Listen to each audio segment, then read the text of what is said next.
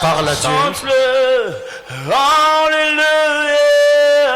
Élève ta voix, prie le Seigneur. Demande à Dieu de te parler ce soir. Est-ce que nous pouvons prier Jésus? Il a triomphé Alléluia. pour moi. Chante-le Alléluia. encore. Alléluia. Alléluia.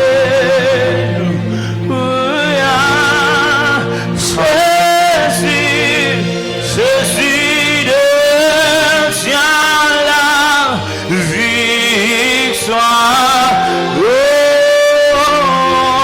Oh, alléluia.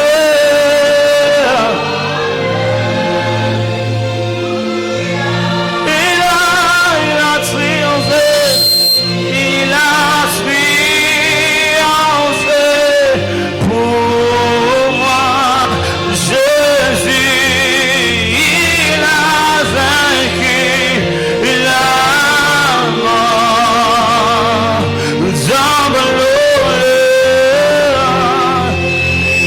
Agis encore, assis en majesté, assis en majesté.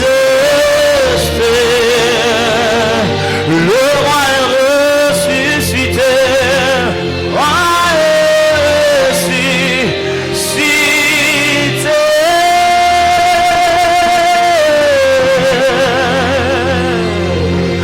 La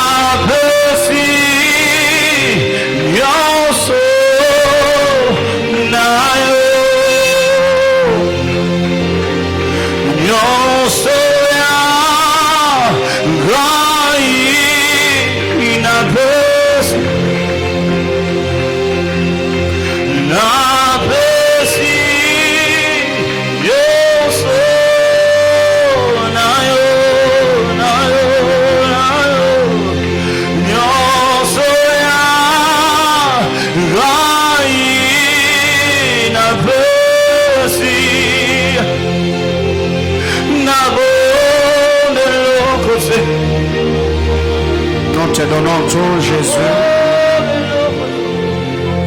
Et prions ce soir que tu parles à nos cœurs. Enseigne-nous, bénis nos vies, atteins tes buts. Adonai, le Seigneur Dieu de toute grâce, dans le nom de Jésus, je prie ce soir que ta bonne main soit sur moi, que tu me oignes, me fortifie, me capacite et m'utilise. Chacune des paroles qui sortira de ma bouche soit infusée de la vie de Dieu. Il est dit dans ta parole que la parole de Dieu est esprit et vie. Je prie, Père éternel, Dieu de gloire, que ton esprit communique la vie à ton peuple. Seigneur, jour pour jour, nos vies sont exposées à cet autel. Et je prie que la vie qui y coule, Seigneur éternel, recadre, oriente, bénisse, affermisse et affranchisse la vie de chacun. Que cet enseignement bénisse la vie de quelqu'un, commençant par moi-même. Je ne me tiens pas ici comme un homme expérimenté, mais comme un instrument entre les mains du puissant de Jacob. Donne-moi le mot et le verbe qu'il faut. Nous bénissons tous ceux qui sont dans cet auditoire, ceux qui sont sur Internet. Est-ce qu'ils vont nous rejoindre? Que ta grâce nous accompagne en toutes choses pour ta gloire au nom de Jésus. Amen. Amen, amen. On acclame Jésus. Alléluia. Que le Seigneur vous bénisse abondamment. Pouvez-vous m'aider à saluer votre voisin? Je suis très content de vous voir ce soir dans la présence de Dieu. Alléluia.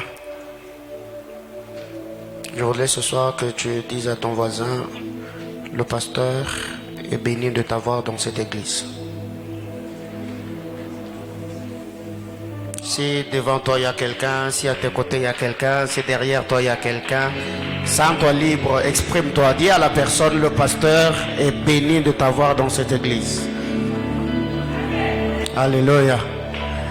Bien-aimés frères, savez, jour pour jour, quand je vois ce que le Seigneur fait dans vos vies, je l'ai toujours dit à plusieurs personnes que vous êtes ma raison de vivre et la raison de mon existence sur la terre des hommes.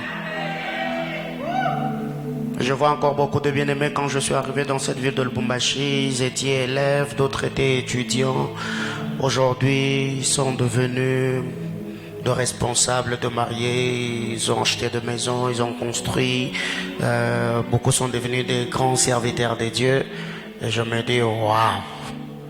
Donc, vraiment, j'ai encore des choses accomplies sur la terre des hommes. Alléluia. Alors, pour cela, joins tes deux mains et acclame le Seigneur. Gloire à Jésus. Alléluia.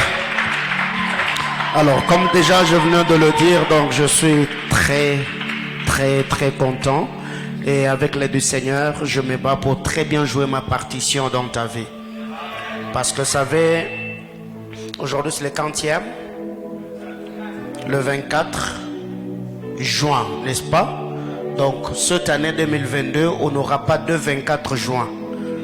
Donc, on aura un autre 24 juin seulement en 2023, n'est-ce pas? Donc, tous les jours de ma vie, je maximise, je fais bien les choses parce que l'opportunité que j'ai aujourd'hui de te bénir, je ne l'aurai pas demain. Alors que Dieu te bénisse. Alléluia. On va lire la parole de Dieu.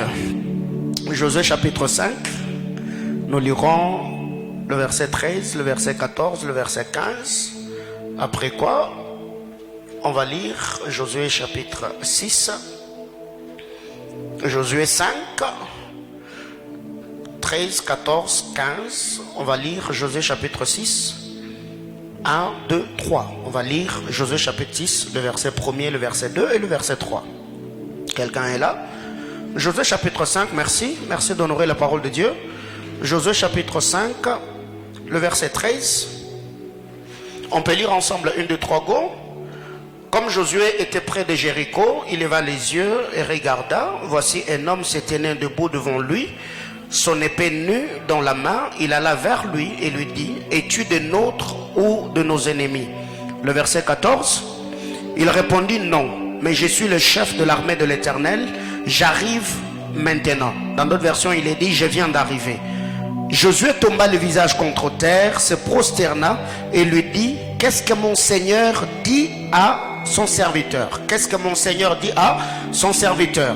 Le verset 15. Et le chef de l'armée de l'Éternel dit à Josué, ôte tes souliers de tes pieds, car le lieu sur lequel tu te tiens est saint. Et Josué fit ainsi. Josué chapitre 6, le verset 1er, le verset 2 et le verset 3. La Bible déclare, vous y êtes? Allons-y.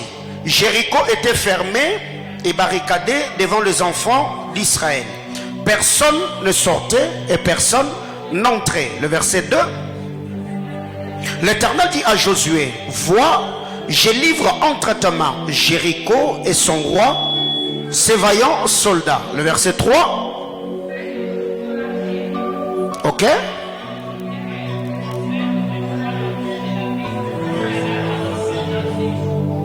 Gloire à Dieu. Reprenez votre place. Faites le tour de la ville. Vous tous les hommes de guerre, faites une fois le tour de la ville. Tu feras ainsi pendant 6 jours. Parole du Seigneur, on acclame le Saintes Écritures. Alors, nous sommes là. Nous bénissons déjà le Seigneur. Nous avons envoyé le berger d'Oxa à Kolwezi. Nous avons également envoyé le berger Jonathan qui est à Kasumbalesa. Il m'a fait le rapport. Ça se passe merveilleusement bien. Ils sont allés juste entrer en contact avec le bien-aimé de Kasumbalesa. Et je crois déjà que les 2 bergers seront de retour demain. Et aujourd'hui, j'étais au téléphone avec le berger Jonathan, que nous saluons déjà s'il va suivre les cultes en ligne. Il m'a dit hier, ils ont tenu leur première réunion de prière. Ils étaient déjà à 25. On acclame le Seigneur. Donc, déjà, avant la fin de l'année, on va consacrer 2 pasteurs. On va consacrer le berger Jonathan qui va ouvrir l'extension de Kasumbalesa. On va consacrer le berger Doxa qui va ouvrir Manaïm Kolosi. Alléluia. Dis à ton voisin que Dieu est dedans. Ouais. On va le faire. Je dis à quelqu'un qu'on va le faire.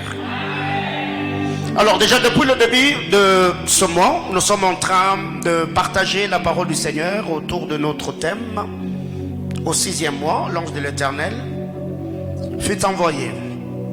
Et le mercredi, depuis le début de cette série d'enseignements, je vous dis, nous avons reçu des témoignages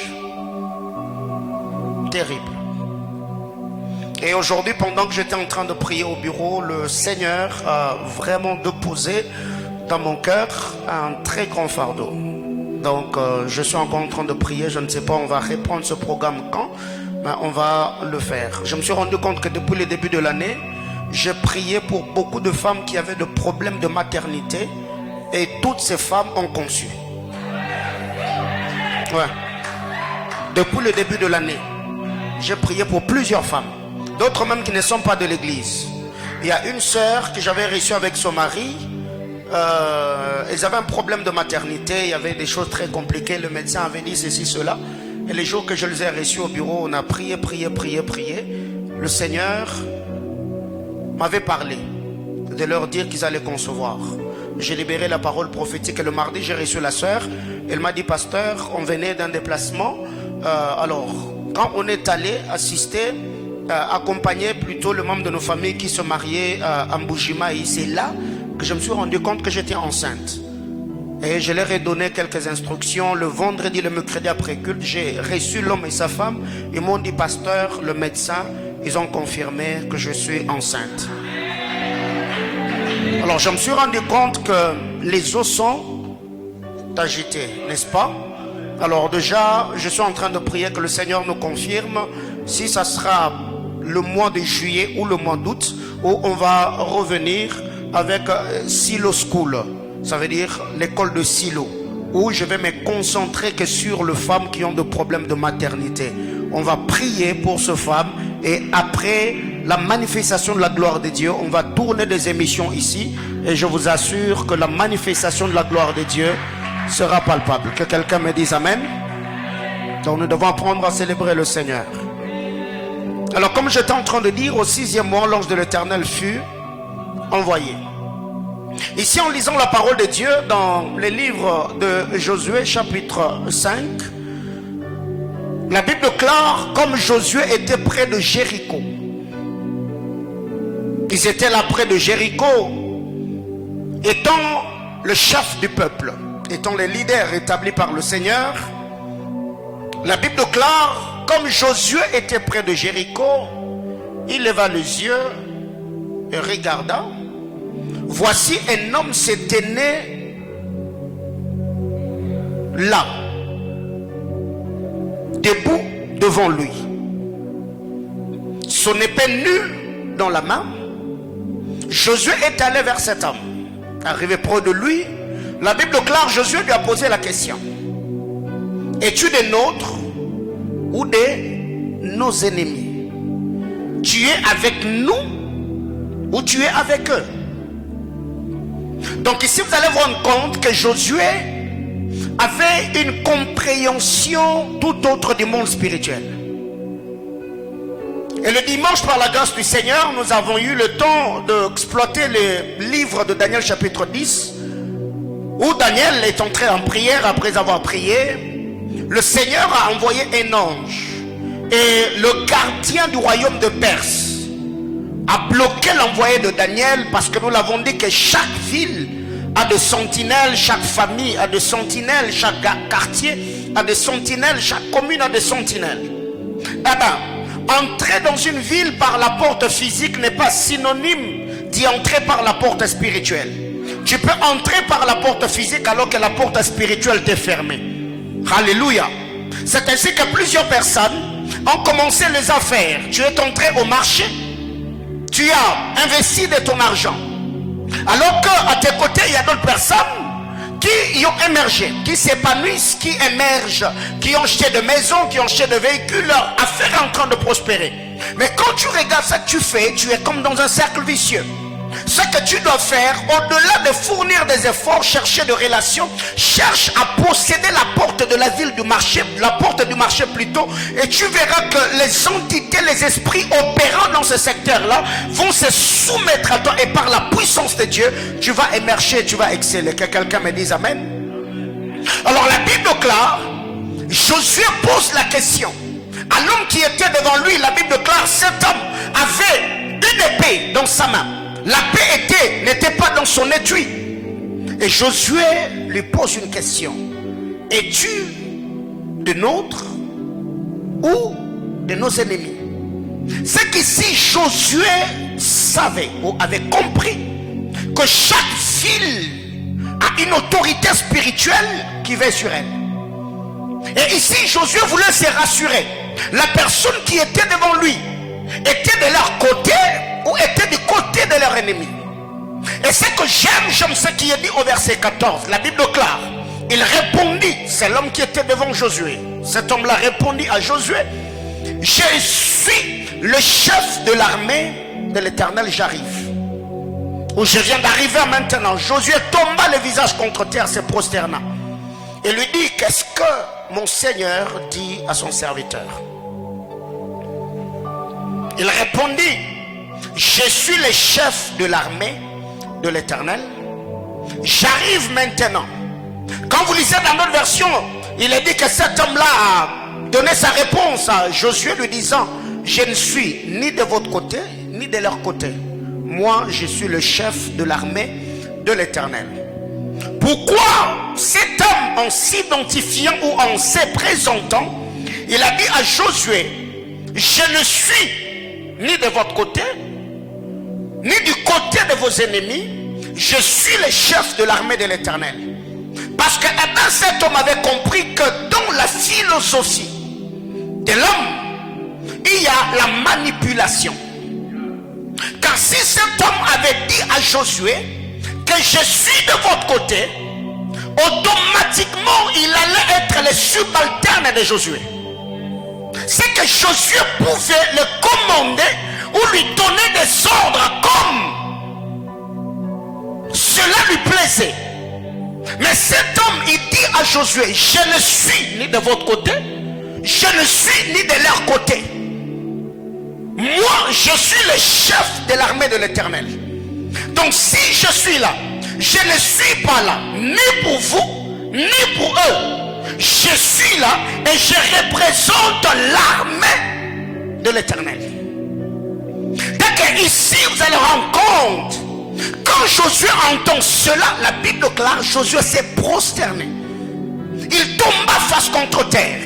Et j'aime ce que Josué dit. Qu'est-ce que mon Seigneur dit à son serviteur? C'est que Josué s'est dit, si cet homme vient d'arriver, est devant moi, j'ai un défi à relever qui est Jéricho. C'est que cet homme n'est pas venu en vain. Il est venu avec des orientations, il est venu avec des instructions, il est venu avec des directives qui vont me permettre de remporter la victoire sur la ville de Jéricho. Le chef de l'armée de l'Éternel dit à Josué, ôte tes souliers de tes pieds, car le lieu sur lequel tu te tiens est saint. Et Josué fit ainsi. Josué chapitre 6. Jéricho était fermé et barricadé devant les enfants d'Israël. Personne ne sortait et personne n'entrait. Le verset 2. L'Éternel dit à Josué, voyez-vous, Josué chapitre 5. Josué chapitre 5, le verset 14. Josué chapitre 5, le verset 14. Il répondit, non, mais je suis le chef de l'armée de l'Éternel. J'arrive maintenant. Josué tomba le visage contre terre. Se prosternant lui dit, qu'est-ce que mon Seigneur dit à son serviteur? Donc Josué dit à l'ange, tu viens d'arriver. quelle est cette bonne nouvelle que le Seigneur t'a donnée? Quelle est cette instruction que tu as à me communiquer? Parce que tu ne peux pas débarquer comme ça sans pour autant que tu aies de bonnes nouvelles. Et c'est là que l'ange dira ceci. La première des choses à Josué: ôte d'abord tes souliers, car le lieu sur lequel tu te tiens est une terre sainte. Josué a ôté les souliers. Le verset premier de Josué chapitre 6, on nous présente maintenant les défis qui étaient devant Josué. Jéricho était fermé et barricadé devant les enfants d'Israël. Personne ne sortait et personne n'entrait. Voyez-vous, Josué est là devant Jéricho. Au verset 13 du chapitre 5 de Josué, il est là devant Jéricho. La question que je me posais, étant le leader, étant le pasteur établi sur Israël, sûrement il est en train de se poser des questions. Quelles sont les stratégies que nous devons mettre en place afin de conquérir Jéricho? Alors qu'il était en train sûrement de se poser ce genre de questions, le Seigneur envoie un ange. Et l'ange que le Seigneur a envoyé, la Bible déclare, il avait une épée. Pas l'épée dans son étui, mais l'épée de cet homme était dans sa main. Et Josué pose la question: qu'est-ce que mon Seigneur a à dire à son serviteur? Parce que devant moi, Jéricho est fermé et barricadé. Je suis là. Qu'est-ce que je dois faire dans cette situation? Quelles sont les stratégies que le Seigneur a à communiquer à son serviteur? Bien-aimé dans le Seigneur, vous savez, il y a un bon nombre de choses qui nous arrivent. On se pose un bon nombre de questions. Il y a plusieurs réalités, de difficultés que nous rencontrons au quotidien. Et ici, Josué rencontre l'ange. Josué pose la question: tu es de nôtres ou de nos ennemis? L'ange lui répond, il dit: je ne suis ni de votre côté ni de leur côté.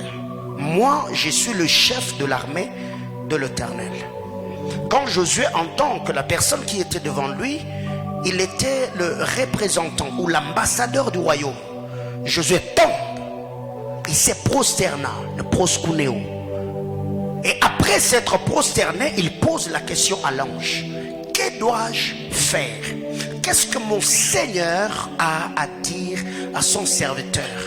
L'ange n'a pas dit à Josué: tu t'es déjà prosterné, cela suffit. Dit non, malgré la prosternation, il y a encore une chose que tu dois faire: enlève tes sandales. Autrement dit, venir à l'église, adorer le Seigneur en disant tu es grand, tu es saint, tu es ceci, ne suffit pas. Il y a des choses que nous devons enlever. Il y a des sandales que nous devons enlever. Il y a des comportements que nous devons mettre de côté. Il y a des manières, des attitudes, notre manière de faire qui ne plaît pas à Dieu. Parce que vous allez vous rendre compte, ces lieux-là n'étaient pas saints parce que c'était un lieu consacré. Ces lieux-là est devenu saints parce qu'un ambassadeur du royaume venait de faire. Donc au-delà d'adorer, au-delà de se prosterner, l'ange dit à Josué: tu as très bien fait, mais faut enlever le sandal. La Bible claire, Josué n'a pas douté, Josué n'a pas hésité, Josué n'a pas présenté des excuses, Josué ne s'est pas expliqué. La Bible claire, Josué fit ainsi. Donc il a obéi. Et après cette scène, on nous présente maintenant le défi qui était devant Josué. Jéricho était fermé, barricadé devant les enfants d'Israël. Jéricho était fermé et barricadé. Vous savez, dans la version Bible français courant, il est dit: les portes de la ville de Jéricho étaient toutes soigneusement barricadée contre les Israélites. Dans d'autres versions, il est dit, le porte de la ville de Jéricho était soigneusement fermé devant les enfants d'Israël.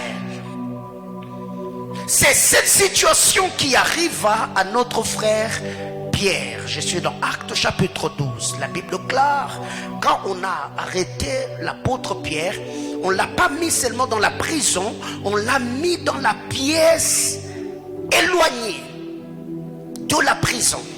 Et après l'avoir mis dans cette pièce-là, on a mis quatre escouades à sa droite et à sa gauche. Il avait les mains et les pieds liés. La Bible déclare, le porte était soigneusement fermé. Pierre ne pouvait pas sortir. Il était là enfermé dans cette pièce-là. Et ici la Bible déclare que Jéricho était soigneusement fermé ou barricadé. Et qu'est-ce qui arrive? Il est dit, personne ne sortait et personne n'entrait. Voyez-vous? Personne ne sortait et personne n'entrait. Ça, c'est Jéricho. Quand le porte de la ville de Jéricho se ferme, de un, il n'y a pas de sortie. De deux, il n'y a pas d'entrée. Qui sont d'abord, dans cette histoire, privés de leur liberté? Ceux qui entrent ou ceux qui doivent sortir? Ceux qui doivent sortir. Ça veut dire, quand tu vis dans une famille qui ressemble à Jéricho, le problème n'est pas d'abord ceux qui doivent entrer, le problème c'est ceux qui doivent sortir. Et il y a de familles qui ressemblent à la ville de Jéricho, il y a de nations, il y a de quartiers, il y a de villes, il y a de entreprises, il y a même d'amitiés qui ressemblent à Jéricho. Donc vous, dans votre clique de trois, la personne n'entre et personne ne sort. Même si vous vous ressemblez en amont et en aval. Ça veut dire, quand on regarde votre vie, vous avez grandi ensemble, oui. Vous êtes de famille proche, oui. Mais vous allez vous rendre compte qu'il y a des choses qui vous caractérisent. Personne n'évolue, personne ne merge, personne ne s'épanouit, personne, il n'y a pas d'épanouissement, il n'y a pas d'émergence. Et il y a beaucoup de gens comme ça. Quand vous regardez votre famille, et récemment je suis en train de parler avec un bien-aimé, il m'a dit, pasteur, dans ma famille, mes soeurs se sont mariées. Mais toutes mes soeurs se sont mariées presque dans les mêmes conditions. Ça veut dire, avant qu'elles ne soient mariées, on doit d'abord l'engrosser. La première, on l'a engrossée, elle est entrée dans le mariage. La deuxième, on l'a engrossée, elle est entrée dans le mariage. La troisième, on l'a engrossée, et la quatrième, celle qui était d'ailleurs l'avant-dernière, on vient de l'engrosser aussi. Et toutes mes soeurs qui se sont mariées, et elles sont presque une vie en dents de scie. Non, non. Le problème, ce n'est pas ce qu'elles sont en train de vivre. Le problème, c'est les systèmes que le diable et ses acolytes ont imposés à ta famille. La Bible déclare, Jéricho était fermé et barricadé. Personne ne sortait et personne n'entrait.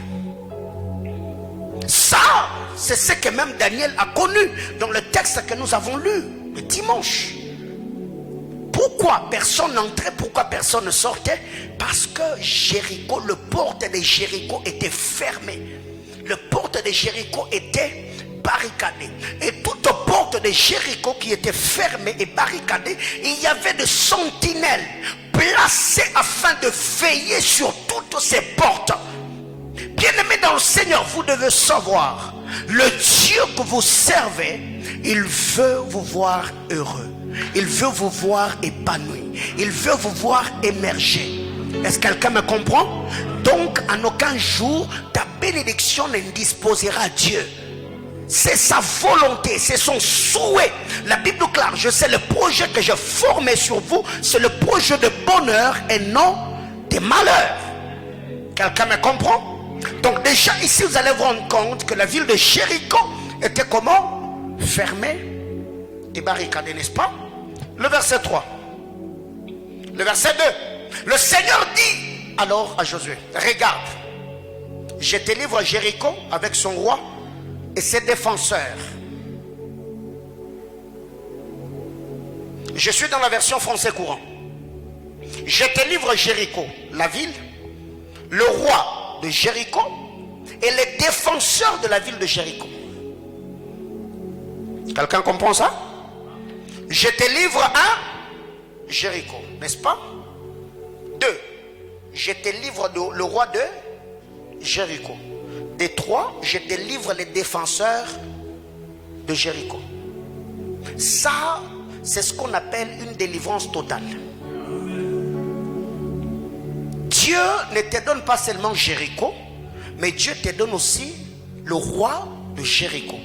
Dieu ne te donne pas seulement le roi de Jéricho, Dieu te donne aussi les défenseurs de Jéricho.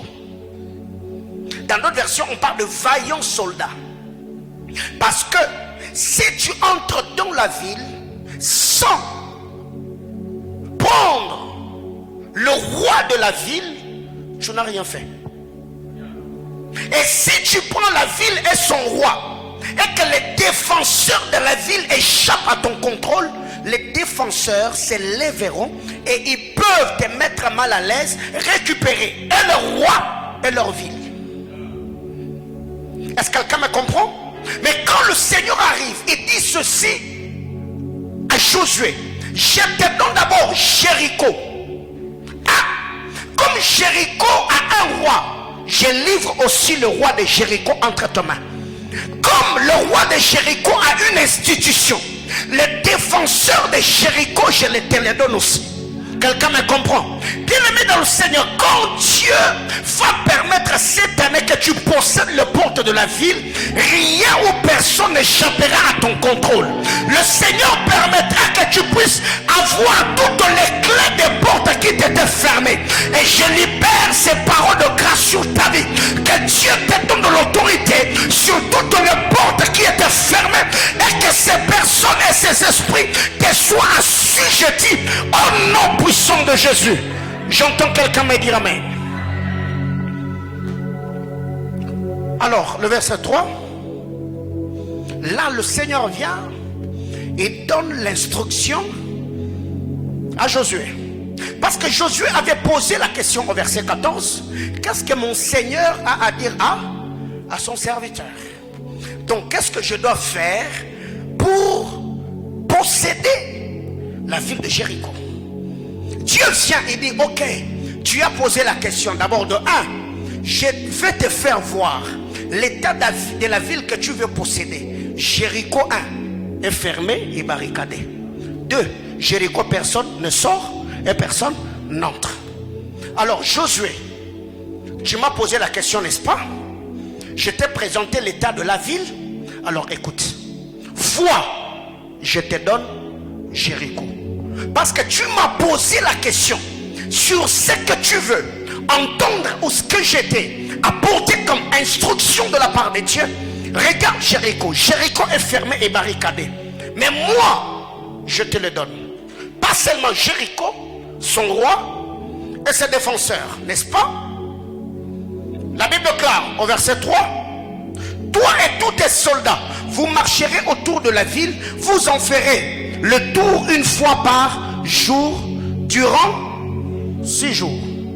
Ça, c'est l'instruction ou la réponse à la demande de Josué.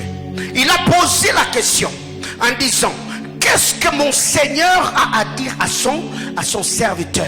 Bien-aimé dans le Seigneur, il y a des moments dans la vie où vous devez apprendre à dire à Dieu, donne-moi de l'argent. Tu dois dire à Dieu, qu'est-ce que je dois faire pour avoir de l'argent? Est-ce que quelqu'un me comprend?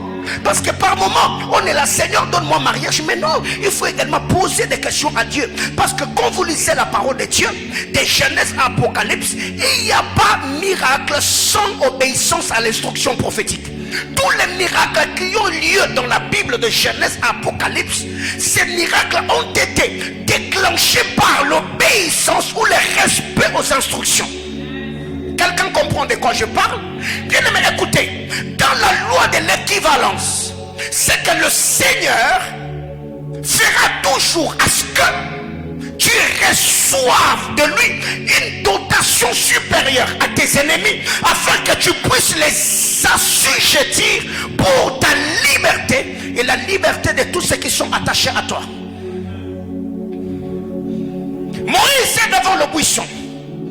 Dieu vient et dit à Moïse, si tu vas en Égypte comme prophète, tu ne vas pas accomplir la mission. Parce que Pharaon est une divinité. Pharaon est entouré par des puissances de ténèbres. Alors qu'est-ce que tu dois faire? J'ai fait de toi Dieu devant Pharaon, et Aaron sera ton prophète. Alors comme Moïse est devenu Dieu, la verge qui était la verge de Moïse, parce que Dieu l'a élevé, la verge de Moïse est devenue la verge d'Aaron.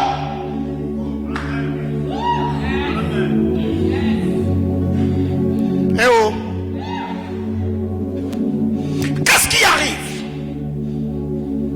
Moïse, Dieu lui dit, je ferai de toi Dieu. Devant qui? Pharaon. Ça veut dire, je t'ajoute l'autorité, la puissance, le pouvoir, et je t'élève au-dessus de Pharaon. Frère, tu ne peux pas dominer ou assujettir celui qui te dépasse en puissance et en autorité. Comprenez-vous cela? C'est pour cette raison que le Seigneur a dit, ne vous précipitez pas d'aller évangéliser. Restez d'abord à Jérusalem. Vous recevrez une puissance. Quand la puissance va venir, c'est là que vous partirez. Vous chasserez le démon, vous annoncerez là la bonne nouvelle. Bien mes frères, dans la loi de l'équivalence, vous devez savoir, vous ne ferez pas plus que ceux qui vous dépassent. C'est pour cette raison, quand le Seigneur arrive à Babylone dans Daniel chapitre 5, le Seigneur a amené le roi sur la balance. Comptez, pesez, divisez. Quel est le poids spirituel que tu as? Tu pèses combien dans la balance spirituelle? Et tu verras quelqu'un, il est là, il prie 3 minutes, et les robes, là, sort-toi le maman, oh Satan, je te lis, Satan, je te lis. Frère, l'autorité que Christ l'a donnée, tu as la foi. Mais dire Satan, je te lis, n'est pas synonyme de le lier. Dis à Satan, Satan, je te chasse. Ce n'est pas parce que tu as dit Satan, je te chasse qu'ils sont partis. Voyez-vous, le fils de Xéva avait aussi le courage que tu as. Le fils de Xéva avait aussi la foi que tu as. La Bible déclare, leur père était sacrificateur. Et ses enfants sont devenus exorcistes. Ils étaient en train de chasser le démon en disant, nous te chassons au nom de Jésus-Christ à que Paul prêche. Ce que j'aime, c'est que dans la loi des équivalences, le démon se lève et dit, mais écoutez les gars, où est-ce que vous avez puisé le courage? Je connais Jésus. Et je sais qui est Paul. Mais vous, qui êtes-vous? Voyez-vous? Donc, ne t'aimez pas à chasser les démons seulement parce qu'à l'église on a des chassons. Non. Il faut prier. Il faut avoir de l'autorité, une intimité avec le Seigneur. Et tout cela doit se faire par la foi. Alléluia. Parce que c'est le nom de Jésus qui nous permet de chasser le démon. C'est le nom de Jésus qui nous donne de la domination, le pouvoir et l'autorité sur toute puissance machiavélique de l'ennemi. C'est pour cette raison que Jésus lui m'a dit, je vous ai donné l'autorité et le pouvoir de faire quoi? De marcher sur les scorpions et sur le serpent, sur toute la puissance de l'ennemi. Et rien ne pourra vous nuire. Donc si jusque-là, après avoir chassé, il y a des retombées et la puissance de la nuisance t'atteint, c'est que tu as un problème. Parce que Jésus a dit, vous chasserez et rien ne pourra vous nuire. Si toi, après avoir chassé, tu as des retombées, c'est que tu es les petits frères ou les cousins des fils d'Exeva. Parce que après avoir chassé, ils ont eu des retombées, n'est-ce pas? Les possédés s'est levé, il les a tabassés jusqu'à déchirer les habits.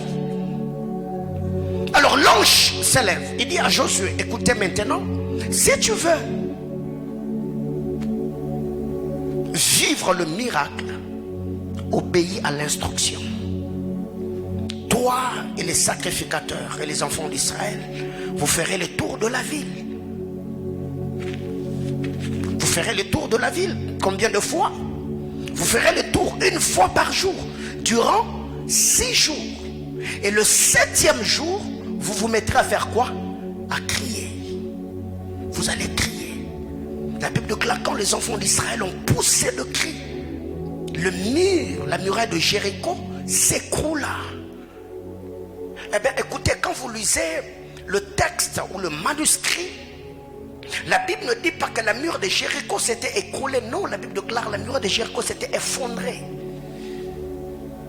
Quelqu'un me comprend? La muraille de Jéricho s'est effondrée. Donc, la muraille de Jéricho ne s'était pas écroulée comme ça.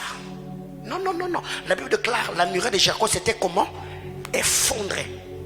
Donc, il y a eu une puissance surnaturelle. Les anges du Seigneur sont descendus sur la muraille et l'ont enfoncée dans la terre. Et la Bible déclare, les enfants d'Israël entrent en Jéricho, chacun devant soi. Bien-aimés frères, il est grand temps, au-delà de la prière, il y a des anges qui sont chargés par le Saint-Esprit à nous donner des instructions divines. Quand tu sens que ça bloque, bien-aimés frères, après avoir prié pour que les portes s'ouvrent, ça ne s'ouvre pas, c'est qu'il y a une instruction que Dieu veut te donner. Mets-toi maintenant à prier, Seigneur, qu'est-ce que tu veux que je fasse? C'est pour cette raison même quand vous lisez la parole de Dieu, il y a des prières que le patriarche faisait. Quand le Seigneur appelait Samuel, Saül lui a dit, Élie lui a dit, quand tu entendras cette voix-là, dis seulement, Seigneur, parle. Ton serviteur fait quoi? Écoute. Quelqu'un me comprend? C'est qu'il y a beaucoup de portes qui nous ont résisté après avoir jeûné et prié. Non, non, non, non, non. Dis à Dieu, Seigneur, je jeûnais, je priais. Qu'est-ce que tu veux que je fasse? Dieu peut te dire, va à la montagne.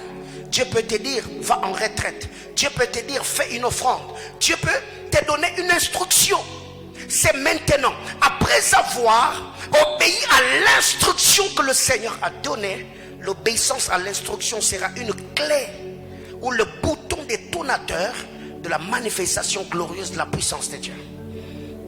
Que quelqu'un me dise Amen. Alors, et si vous voyez même que dans l'histoire de Jéricho, il y a une intervention d'un ange, n'est-ce pas? Et cet ange-là n'était pas là, parce que Jéricho était, Josué plutôt était un homme saint, parce que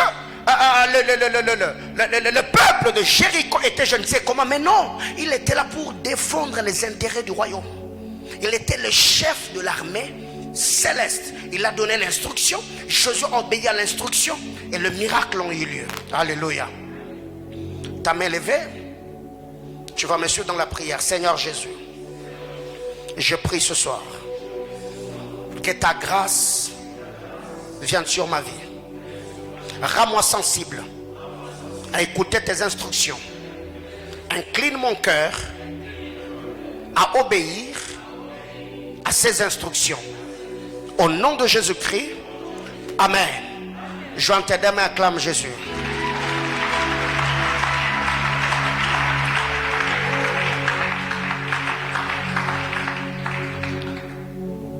L'obéissance aux instructions, c'est ce qui fait la force des hommes spirituels.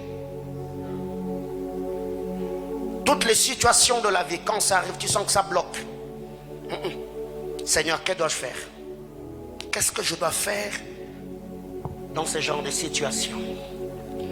Alors, le mercredi, nous avons parlé des anges séparateurs, nous avons parlé des anges rassembleurs et nous avons parlé des anges porteurs, n'est-ce pas? Les anges séparateurs, c'est Matthieu chapitre 13, le verset 49. Les anges rassembleurs, c'est Marc chapitre 13, le verset 27. Les anges porteurs, c'est Luc chapitre 16, le verset 22. Alors pour ce soir, par la grâce de Dieu, Apocalypse chapitre 1er, le verset 1er. Apocalypse chapitre 1er, le verset 1er. Révélation de Jésus-Christ que Dieu lui a donné pour montrer à ses serviteurs les choses qui doivent arriver bientôt, n'est-ce pas? Et qu'il a fait connaître par l'envoi de son ange à son serviteur Jean. Révélation de Jésus-Christ que Dieu lui a donné pour montrer à ses serviteurs les choses qui doivent arriver bientôt, et qu'il a fait connaître par l'envoi de son ange à son serviteur Jean. Eh bien, dans cette série d'enseignements, nous avons parlé des anges du système de Gabriel et les anges du système de Michael. Les anges du système de Gabriel, qui sont les anges qui opèrent dans le domaine de la connaissance, le domaine de la révélation, la prophétie et tout ce qui va avec. Et les anges du système de Michael, les anges de puissance, guérison, délivrance, manifestation de la puissance de Dieu.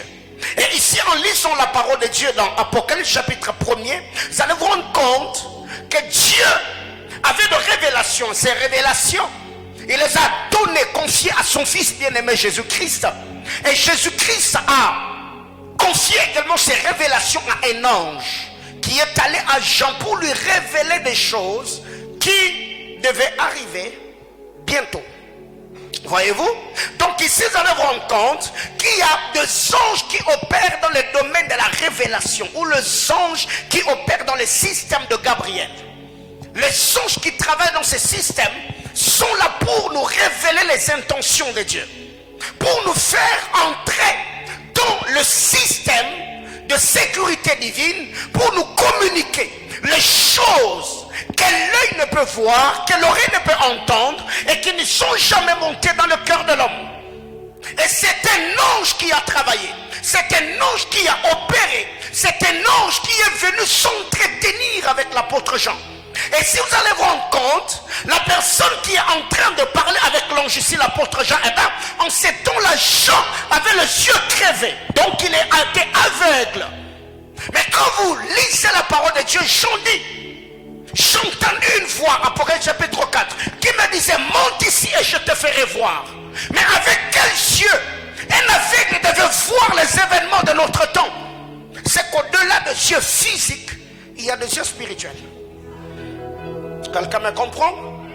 Alors, pour ceux qui sont dans cette église, il y a des moments où je suis ici, je suis en train de voir dans mon esprit, il y a un bon nombre de détails que nous donnons.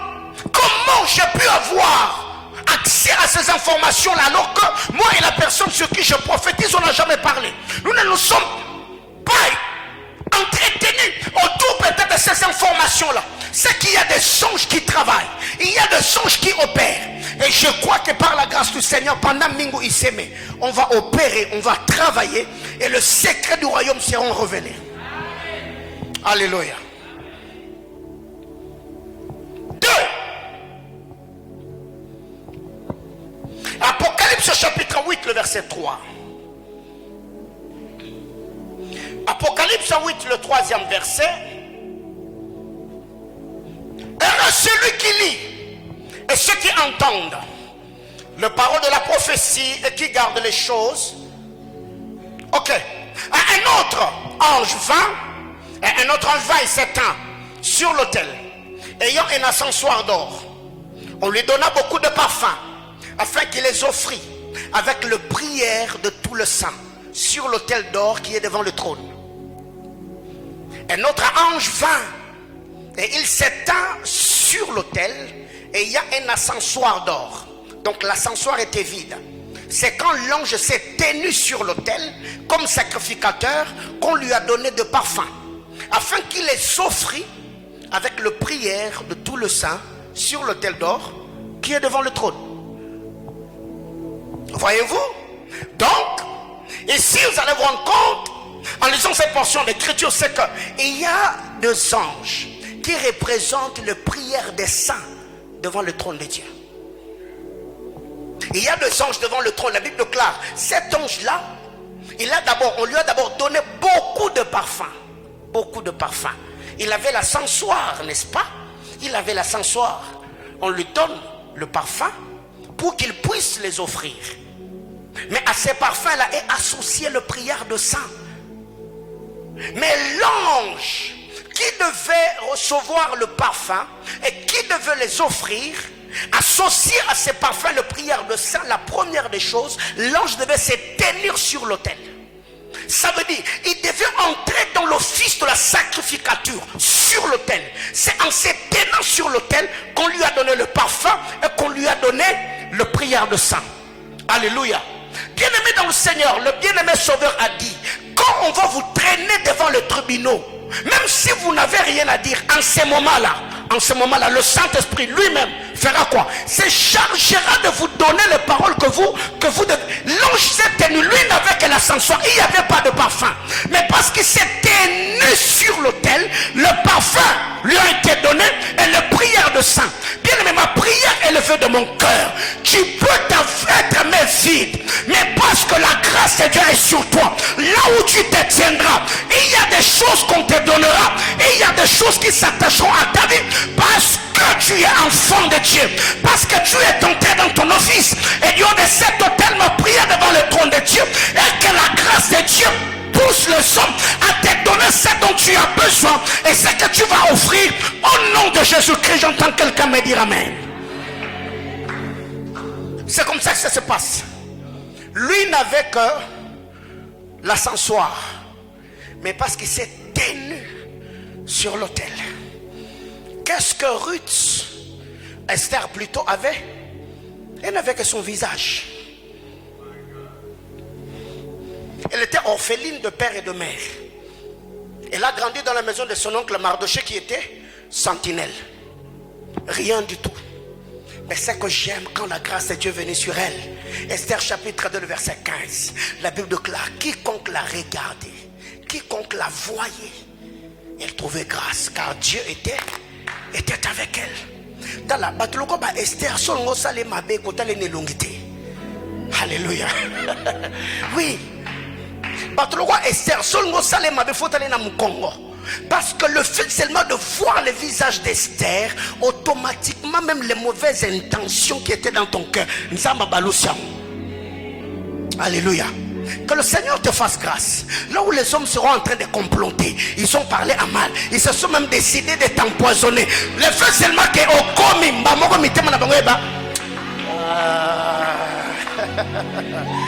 que quelqu'un me dise amen. Apocalypse chapitre 14, le verset 18. Apocalypse 14, le verset 18. Apocalypse 14, le verset 18. Un autre ange qui avait l'autorité sur le feu. L'autorité sur quoi? Un autre ange qui avait l'autorité sur le feu sortit de l'autel et s'adressa d'une voix forte à celui qui avait la faucille tranchante, disant, lance ta faucille tranchante et vendange le grappe de la vigne de la terre, car le raisin de la terre sans mûr. Apocalypse chapitre 7, le verset 1er. Retenez que cet ange avait l'autorité sur le feu. Apocalypse 7, 1er. Après cela, j'ai vu 4 anges debout aux 4 coins de la terre. Ils retenaient le 4 vents de la terre, afin qu'il ne souffle point de vent sur la terre, ni sur la mer, ni sur aucun arbre. Voyez-vous? Donc ici, en lisant ces 2 portions d'écriture, nous voyons qu'il y a des anges qui ont l'autorité sur la nature. Quelqu'un me comprend? Ils ont de l'autorité sur la nature. Apocalypse chapitre 14, le verset 18, la Bible déclare, il y avait un ange qui avait l'autorité sur le feu. Et les 4 anges d'Apocalypse chapitre 7, eux, ils ont le vent entre leurs mains. Et ces anges retenaient le vent pour que le vent ne puisse pas souffler. Voyez-vous? Bien aimés frères, l'année passée pendant, c'était quoi encore? Beraka? N'est-ce pas qu'on a prié ici? On a demandé à Dieu que les églises des cieux se ferment et que la pluie ne puisse pas tomber. Vous étiez là, n'est-ce pas? La fois dernière, on est allé chez le prophète Nathan, la pluie pleuvait et tout, berger Yohanan, tu étais là? Et quand j'ai pris le micro, j'ai dit, Seigneur, je vais prêcher la parole, je vais annoncer les oracles de Dieu, que le ciel se ferme. Bien aimé, quand seulement j'ai dit Amen, il était là, le ciel s'est fermé et la pluie. Bien aimé frère, il y a des hommes qui ont reçu du Seigneur une grâce particulière. Ils ont même l'autorité sur la nature. Est-ce que quelqu'un me comprend? Qui a connu l'église qu'on appelle c'est quoi? Malemba. Qui a connu cette église-là? Bien aimé, à Kinshasa, à Mangenenge, j'ai vu ces gens-là en train de sauter dans le feu. Frère, quand on dit dans le feu, c'est dans le feu. Frère, et quand ils sont dans le feu là, même leur habit ne se brûle pas. Ils sont dans le feu en train de parler en d'autres langues. Et quand ils sont, ses pieds sont intacts. Tayo, beaucoup de parler en d'autres langues. Alléluia. Élie était un homme de la même nature que nous. Bien aimé, écoutez, la Bible n'est pas un livre d'information. La Bible n'est pas un livre d'histoire. La Bible est un livre de faits. Des hommes et des femmes qui ont marché avec Dieu. La Bible clare, tout ce qui est écrit là était pour notre instruction. Pas seulement pour nous instruire, mais c'est pour nous un défi. Afin que nous puissions chercher le Dieu qui a marché avec Abraham, Isaac, Jacob et les apôtres, pour que nous puissions à notre tour opérer comme eux. Je ne sais pas si c'est Dieu ou c'est autre chose, mais au moins ce que je sais, j'ai vu ces gens-là sauter dans le feu. Voyez-vous? Donc même moi qui est ici, si Dieu ne me dit pas d'y entrer, frère, je ne peux pas prendre ce risque-là. Quelqu'un comprend de quoi je parle? Non, écoutez, frère, je ne vais pas risquer. Mais si je sens que c'est ce que Dieu veut, parce que chacun doit opérer dans sa juridiction. Et s'ils sont dans le feu, mon Dieu m'a fait grâce de fermer le ciel pour que la pluie ne tombe pas, que ne me dérange pas. Alors qu'est-ce qui arrive? Moi je n'ai pas dit que va chez vous, va sauter dans le feu. C'est toi qui aura des pieds brûlés. Quelqu'un me comprend? La Bible déclare ici qu'un autre ange avait l'autorité sur quoi? Sur le feu. Oui, les anges de Dieu, ils ont de l'autorité sur la nature. Mais Apocalypse 7, le verset 1er, la Bible déclare, il y avait 4 anges qui... Oh non, Seigneur. Bien-aimés frères, écoutez, si toi tu es sur terre et que tu ne vois pas le vent souffler, tu vas te dire quoi? Peut-être c'est la saison, n'est-ce pas?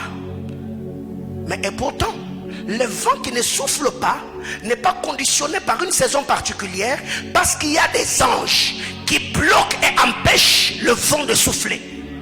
Et il y a certaines choses dans ta famille qui n'arrivent pas. Toi tu trouves que c'est normal, alors qu'il y a des entités, il y a des esprits qui empêchent aux hommes de se marier, qui empêchent aux hommes d'évoluer, qui empêchent aux hommes d'étudier. Quand quelqu'un commence une affaire, arrivé à un certain moment, c'est comme s'il y a un plafond qui est déjà placé.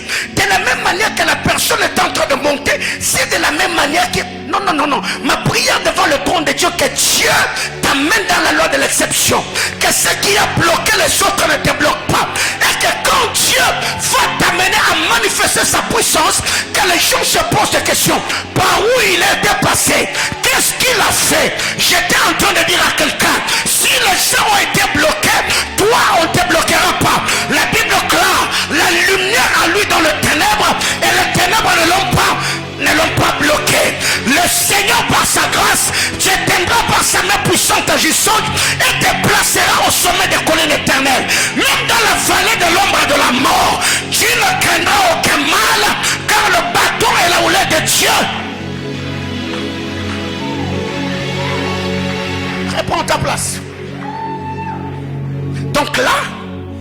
voyons qu'il y a des anges qui ont de l'autorité sur le vent.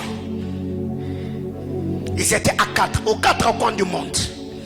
Ils bloquent le vent afin que le vent ne souffle pas sur les arbres, sur la mer et sur la terre.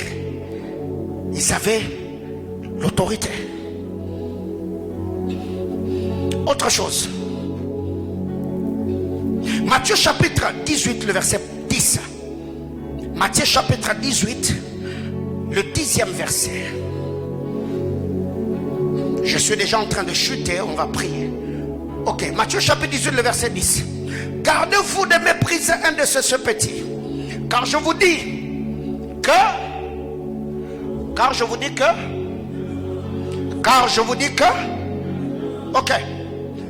vous dis que leurs anges dans le ciel voient continuellement la face de mon Père qui est dans les cieux. Quelqu'un comprend ça? Ne les méprisez pas. Dis à ton voisin, ne me méprise pas. Non, avec beaucoup de conviction. Ne méprisez pas. Gardez-vous. Frère, son abalité kosekangate. Son inabotité kosekangate. Son qui na olala nanda kuna yo kosekangate. Est-ce que mutumo zoka makamna lobawa? Ok, gardez-vous. Son obina traduit en alingala donc bomi batela. Boseka bano mikete parce que ba angelou na bango ba mone longi ya tatanza mebutu na moi. Est-ce que tu comprends makamna lobawa? Ok, gardez-vous de mépriser. Gardez-vous de les mépriser. Bomi batela na rochola bango. Car je vous l'ai dit, leur ange dans le ciel. Bien-aimé, écoutez. Ce que j'aime dans cette histoire, c'est que tu n'es pas seulement sur terre. Tu as des représentants devant le trône de Dieu.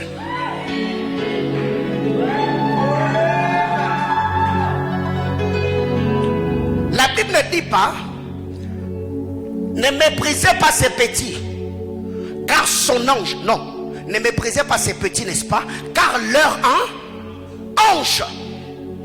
Ça veut dire nous avons des anges représentants. Moi je suis sur terre, mais il y a des êtres spirituels qui me représentent devant le trône de Dieu. Quelqu'un comprend de quoi je parle?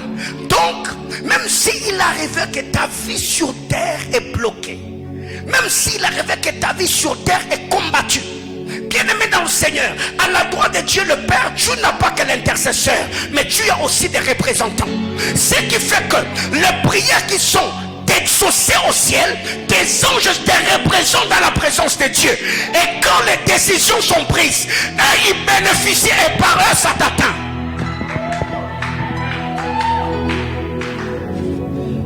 Ok. Qui était le représentant de Lévi devant Melchisedec? Hein? Abraham. Voyez-vous, Lévi était en Jacob. Jacob était en Isaac. Isaac était en Jacob. Mais le Seigneur connaissant cela, Lévi devait sortir de Jacob. Abraham est devenu le représentant de Lévi devant Melchisedec. Bien aimé, écoutez, le Seigneur connaît tes faiblesses. C'est que par tes faiblesses et tes défauts, tu ne peux pas avoir accès devant le trône de Dieu. Alors qu'est-ce que Dieu a fait? Avant même que tu naisses, il y a déjà des êtres qui te représentent. Alors Jésus maintenant a fait ceci. Au-delà de ces êtres qui te représentent au ciel, il est venu mourir sur le bois de la croix afin de permettre que toi et tes représentants vous puissiez vous retrouver. Dis à ton voisin, garde-toi. Non, Yébissé bien, garde-toi. Ne me méprise pas, parce que mes anges voient la face du Père jour et nuit. C'est que si tu me vois, bien-aimé dans le Seigneur, dans la loi de la correspondance, bien-aimé, la Bible claire, je suis dans le livre de Genèse. Dieu dit, créons l'homme à notre serons notre.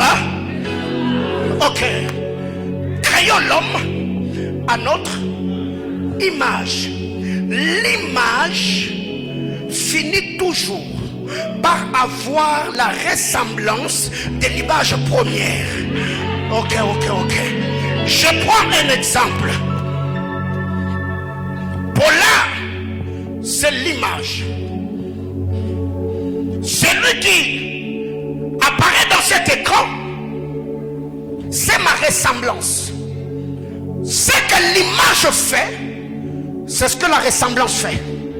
Si je fais ça, le pollen de l'écran fait ça. Si je fais de l'autre côté, le pollen de l'écran bouge. Pourquoi? Parce que la ressemblance suit l'image. C'est ainsi que Dieu, en disant créons l'homme à notre image, selon notre ressemblance. C'est que l'homme est notre image. Dans l'image, il a le roi, il a l'esprit. Dans la ressemblance, il doit dominer. J'étais en train de dire à quelqu'un, tu as déjà reçu l'image par la mort de Christ à la croix et le Saint-Esprit habite en toi. Ma prière est levée de mon cœur, que Dieu t'amène dans la ressemblance. Aïe. Est-ce que je suis en train de bénir quelqu'un? Je disais à quelqu'un, tu as l'image, mais que Dieu t'amène dans quoi? Dans la ressemblance. Ressemble le Créateur. Si il est saint, tu seras saint. Il est dit dans la parole, des riches qu'il était, il s'est appauvri pour que moi je devienne comment? La Bible déclare, ils te feront la terre, ils ne te vaincront pas. Pourquoi? Est-ce que je peux bénir quelqu'un? Dis avec moi, Seigneur, je veux te ressembler. Puissant, il est puissant, je suis. Riche, il est riche, je suis. Fort, il est fort, je suis. Je brise toute forme de pesanteur qui bloquait ta vie à ressembler à le plan de Dieu dans le nom de Jésus. J'entends quelqu'un me dire yes. Réponds à ta place. Créons l'homme à notre image, pas à notre ressemblance. Selon. Dans d'autres versions, il est dit créons l'homme à notre image afin qu'il nous ressemble. Il n'y a pas de ressemblance sans image. Alors, la Bible déclare, gardez-vous de mépriser l'un de ce petit, car leur ange, bien-aimés frères, avant d'être terrestre, je suis céleste. Tel il est le céleste, tels seront le terrestre. Tu vas y arriver et tu témoigneras la grandeur et la fidélité de Dieu. Si il a dit qu'il va le faire, il fera quoi? Il le fera. Ok. Ils sont représentants devant le trône. Bien-aimés frères, alors il y a une chose que nous devons retenir. Apocalypse chapitre 14, le verset 15. Apocalypse chapitre 14, le verset 15. Apocalypse chapitre 14, le verset 15. Apocalypse 14, le verset 15, qu'est-ce qu'il est dit? Ok, Apocalypse 14, le verset 15. Un autre ange sortit du temple, criant d'une voix forte à celui qui était assis sur la nuée. Lance ta fossile et moissonne. Car l'heure de moissonner est comment? L'heure de moissonner est comment? Est venue. Car la moisson de la terre est comment? Est mûre. Ok, balancez-moi Matthieu. Matthieu chapitre 13, le verset 39. Matthieu chapitre 13, le verset 39. Matthieu 13, 39.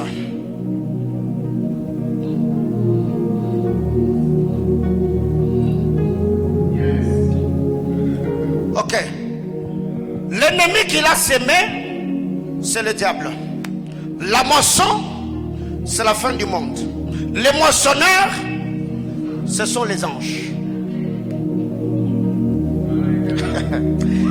Il y a des anges rassembleurs, n'est-ce pas?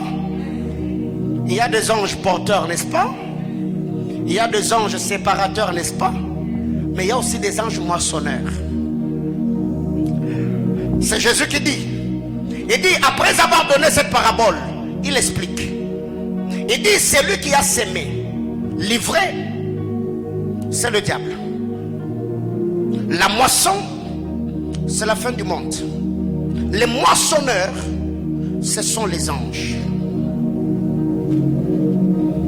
Et le travail que les anges font, c'est de moissonner. Ici, quand on parle de la moisson, on est en train de parler de salut des âmes. Les anges travaillent.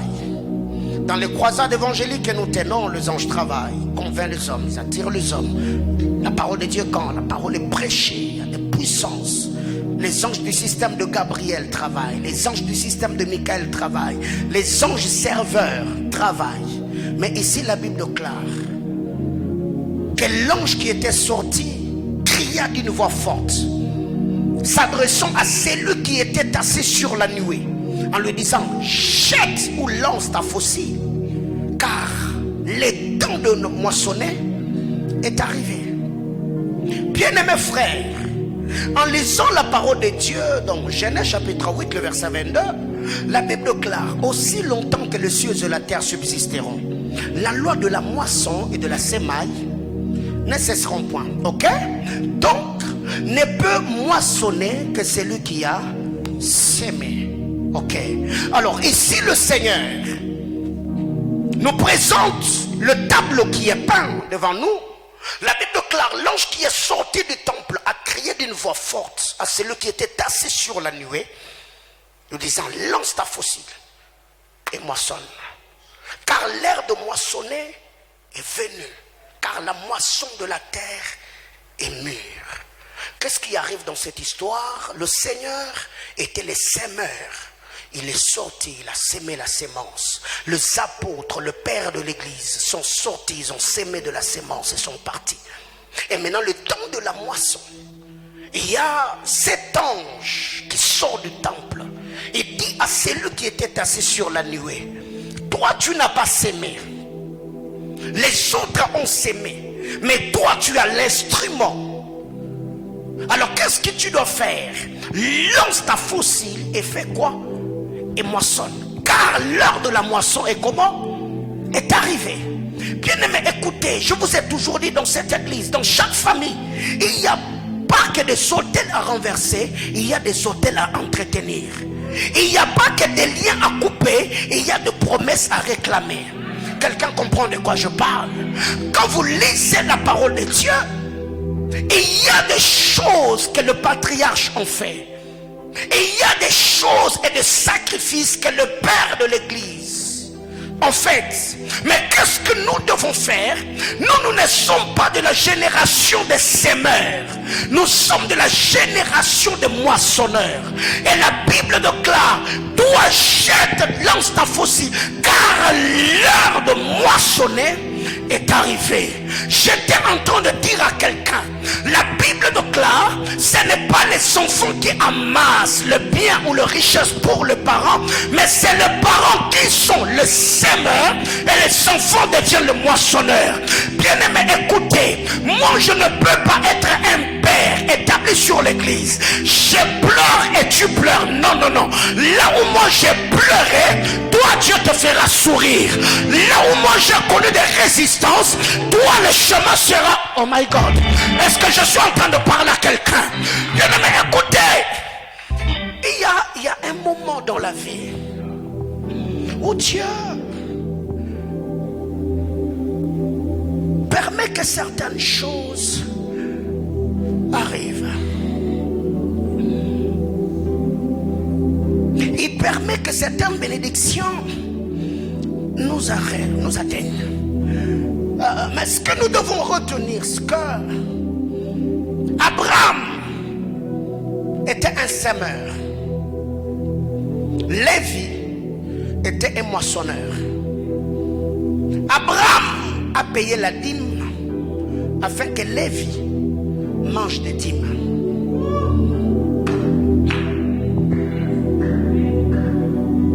Abraham a pris le risque. Et qu'est-ce qui arrive? Même Ismaël, au désert, la Bible déclare, quand Ismaël a pleuré, la Bible déclare et l'Éternel entendit la voix de l'enfant. Alors que Abraham, il était le semeur comme la source. Ça a commencé avec lui. Et tous ceux qui sont la postérité d'Abraham bénéficient de sacrifice d'Abraham. C'est ainsi qu'il y avait une différence dans le texte de Luc chapitre 16 que nous avons lu le mercredi. Celui qui est la postérité d'Abraham sera réclamé par les saints d'Abraham. C'est pourquoi la Bible déclare, quand le pauvre a rendu l'âme, il fut porté par les anges. Et quand le riche est décédé aussi, la Bible déclare qu'il fut enseveli par les hommes. C'est lui qui était de la postérité d'Abraham. Quand il meurt, les anges viennent, il le prend dans le sang d'Abraham. C'est lui qui n'était pas de la postérité d'Abraham. Quand il meurt, c'est les hommes qui le récupèrent et le remettent dans la terre. Bien-aimé, étant dans cette juridiction, que tu le veuilles ou pas, le promesse, le bénédiction, l'alliance dans cette commission et cette juridiction te réclamera partout où tu arriveras et dans tout ce que tu feras. Est-ce que je peux bénir quelqu'un comme je le sens? En lisant la parole de Dieu, la Bible déclare: jette ta faucille, car l'heure de moissonner et comment est arrivée. Bien-aimé dans le Seigneur, il y a un moment dans la vie où on pleure, on gémit et on verse le larmes. Mais Dieu, quand il veut te récompenser, la Bible déclare: ceux qui portent la sémence avec pleurs, ils porteront les gerbes. Oh my God. Tu as commencé l'année dans le jeûne avec Beraka. Tu as pris de l'eau, tu as pris de pluie, tu as pris des légumes. Et Dieu vient d'annoncer qu'à partir de ce mois où l'ange du Seigneur est envoyé, le mois de juillet, ce ne sera pas le mois de la moisson, mais sera le mois de la... J'étais en train de vouloir dire, ça ne sera pas le mois de la sémaille, mais ce sera le mois de la moisson. Tu moissonneras de tes prières, tu moissonneras de tes jeûnes, tu moissonneras de tes sacrifices, tes dîmes, tes bonnes œuvres. Le Seigneur Dieu que nous servons, la Bible déclare, il n'est débiteur de personne.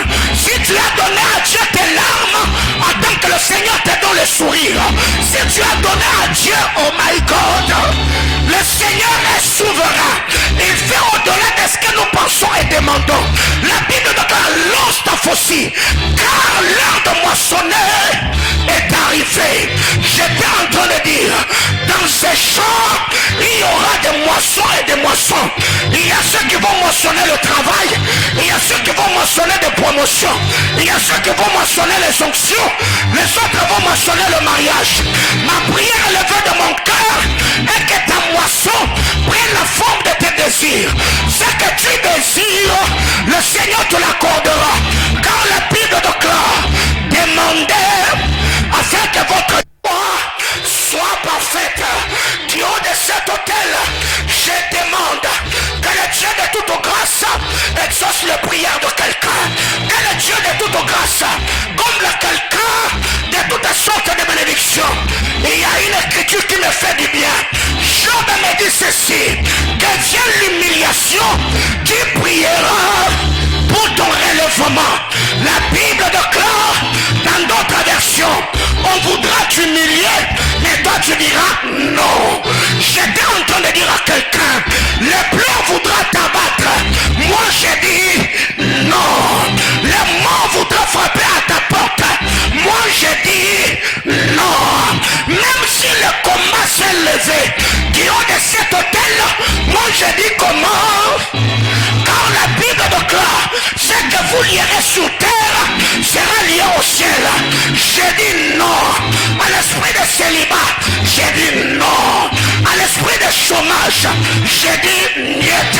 À l'esprit de maladie, j'ai dit non. Au blocage, aux stagnations, j'ai dit comment?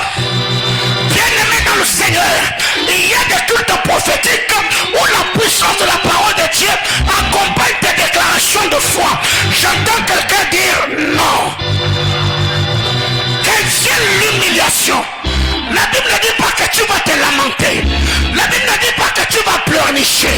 La Bible ne dit pas tenir des réunions de famille. Car ce qui est lié sur terre sera lié au sang. Quelle vienne l'humiliation. Toi, tu prieras pour ton relèvement. Bien-aimés frères, il y a une chose que vous devez savoir. La vie te donnera des coups. Mais ne meurs pas. Il rôde comme un lion rugissant. Faisant quoi? Donc s'il cherche qui dévorer, c'est que Batouno se balia rabangote. Batouno se bazara ya kolia tes frères. Si tout le monde était mangeable ou consommable ou encore comestible, si tu veux, c'est que le diable allait rôder et prendre qui il veut bouffer. Mais s'il cherche, t'as là. Bien aimé, moi je suis un papillon et je ne suis pas une chenille.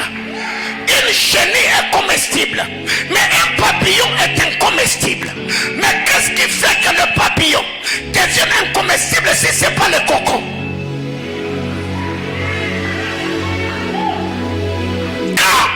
La chenille n'a pas payé le prix de s'isoler et d'entrer dans le cocon. Elle est comment? Comestible. Mais quand la chenille entre dans le cocon, connaît ce qu'on appelle la métamorphose, elle quitte d'être comestible et elle devient comment? Incomestible. Bien aimés frères, la Bible déclare tous ceux qui sont en Christ Jésus, ils sont connus. La loi de la métamorphose, les choses anciennes et toutes les choses sont devenues. C'est la nouveauté de vie qui a fait de toi imbattable, indestructible. Aïe aïe aïe aïe aïe aïe. J'étais en train de dire à quelqu'un, Barolia yote, Barosimba yote, Baroboma yote, Atasoli bayenzela moko, Barosonga zela nsambo, parce que mon limon nzambe, Aropoti sabango mbangu. Est-ce que non pombo la mutumo wa zaliao? Betelo bon voisin na yo, yesaye, esimbite.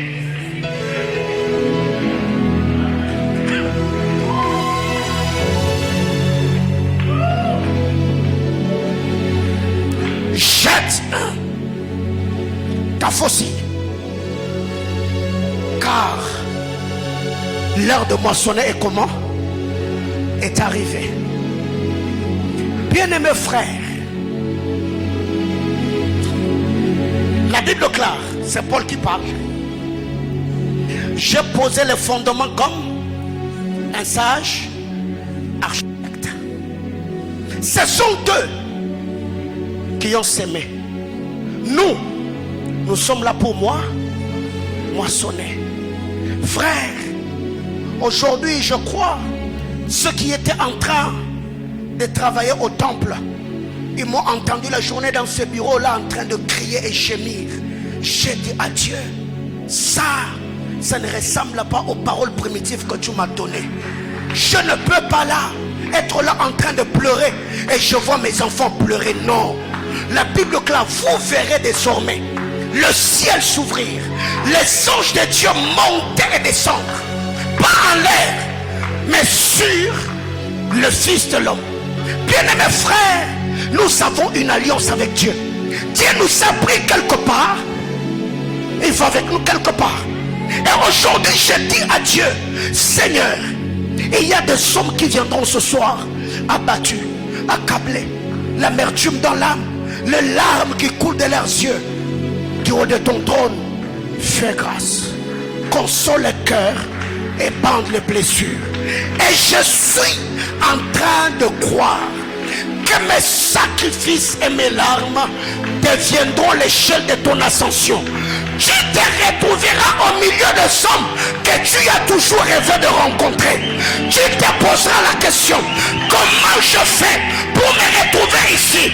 Toi-même tu te diras, je ne sais pas. Mais comment tu as fait? Je ne sais pas. C'est la grâce de Dieu qui m'a conduit ici. C'est la faveur de Dieu qui m'a amené ici. Je te déclare que tous les anges qui bloquaient les bénédictions de ta famille, aujourd'hui reçoivent l'ordre de Dieu, et que ces entités lâchent prise, et que Dieu te fraye le chemin, que tu reçoives de Dieu un témoignage éloquent. Bien-aimés frères, il y a beaucoup de bien-aimés qui se sont mariés l'année passée. J'ai posé des questions. Comment tu as fait pour organiser ton mariage? La réponse était simple, papa, moi-même. Je ne sais pas comment c'est arrivé. Comment tu fais pour tenir? Comment tu fais pour faire vivre ta maison? Moi-même, la manière dont le Seigneur est en train de faire les choses, je ne sais pas. Bien-aimés frères, quand la grâce est expliquée, c'est que c'est les efforts de l'homme, ça n'a jamais été la grâce. La grâce ne peut pas s'expliquer parce qu'elle donne le porteur de la grâce, elle donne les personnes qui sont exposées à cette dernière. Ma prière à le vœu de mon cœur est que Dieu te donne des choses que tu ne seras pas en mesure d'expliquer. Lève-toi, on va prier.